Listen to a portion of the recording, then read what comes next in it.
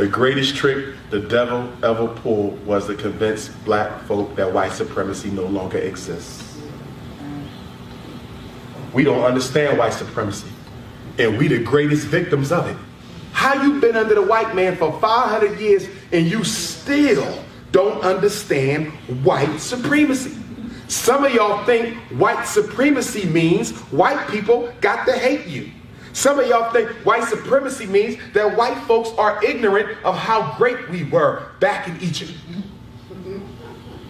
Some of y'all think white supremacy means that the white man didn't accept Jesus or Muhammad yet.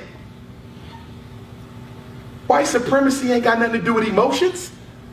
The best white supremacists love being around black folks.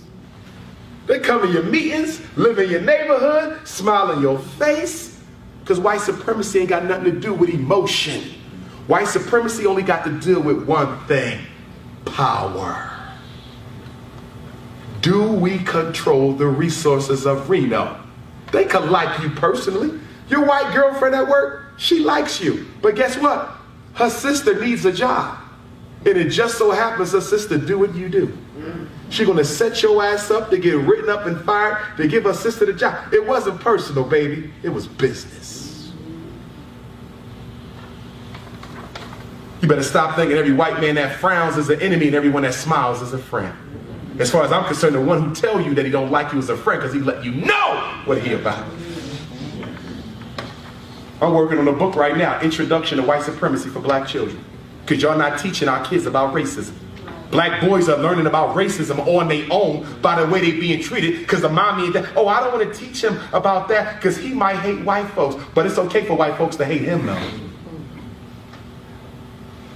You ain't got to teach your son to hate. I'm not going to teach him to hate. That's an emotion. We ain't got time for emotions. I want our kids to deal with white folks the way they deal with us. It's just business. Well, you gave a black man a job before you gave me a job. I know. You okay with me, white boy? But he belongs to my race. He come first. It ain't personal. We can still listen to Eminem. It's just business.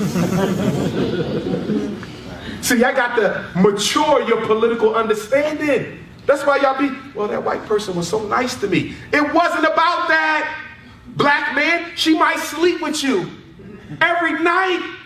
But guess what? Her daddy don't want to see you around. It ain't personal. It's just business. Y'all gotta understand white supremacy is just business. Y'all keep getting it all twisted. Well, they really like me. Listen, if I sell sneakers and he sells sneakers, I might like him as a person. But I'm not gonna tell him my strategy. I'm not gonna tell him where I get my sneaks from. I'm not gonna tell him when I put my sneaks on sale. He cool, I like him as a person. But this is business. Stop making white racism emotional. Old white men chewing that tobacco, spitting out the car nigga at you. That ain't racism no more. That's emotional. That ain't nothing. They the dumb white folk. Smart white folk don't never let black folks know they don't like them. So I'm going to teach our kids about white supremacy to understand it. White people in control. That's all they want. You talking about something, well, if we teach them how great we was in Africa, they will like us. Shh. Do you realize? Listen, thank you. Thank you, Baba. To the extent they know who you are, the more racist they become. Because in studying you, they see your potential.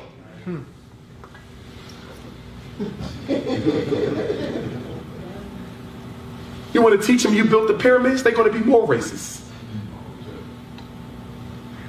You're going to teach them you gave to the world 85% of the inventions that white folks use? More racist. You mean to tell me you invented the gas mask before I let you go to school with my kids? You was performing successful open heart surgery before we integrated the schools? You invented the cotton gin while you were still on the damn plantation with no schooling and you invented the damn cotton gin? Huh? Potential. They scared of black potential. That's why they keep on kicking us when we down. Black people say, why they keep picking with us, man? They've been on us for 400 years. Why don't they leave us alone? I'm going to tell you why. I'm going to tell you why. If you play sports and you playing the national champions and you beating the national champions by 50 points and there's only 5 minutes left to go in the fourth quarter of the basketball game, do you let up? No. Hell no. And why don't you let up even though you up 50? Because you know they potential. Couple 3-pointers and turn this whole shit around. We got to take them to the whistle blow. And that's white folks with black folks. They know your potential. If you give these black people an inch, if you give them room to breathe, even though we've been on them for 400 years, I'm telling you, these people invented the cell phone, they invented the internet, they invented the helicopter, they invented the self-lubricating engine, they invented the refrigerated truck, they invented most of the medicines that keep people from going blind, they gave us the first successful open heart surgery. You don't let them up. You beat them until they're gone. Otherwise, they will take this planet back. That's why racism is so aggressive. Because they know if they give you an ounce of breathing room, you'll snatch it back. Because you're supposed to be in control anyway.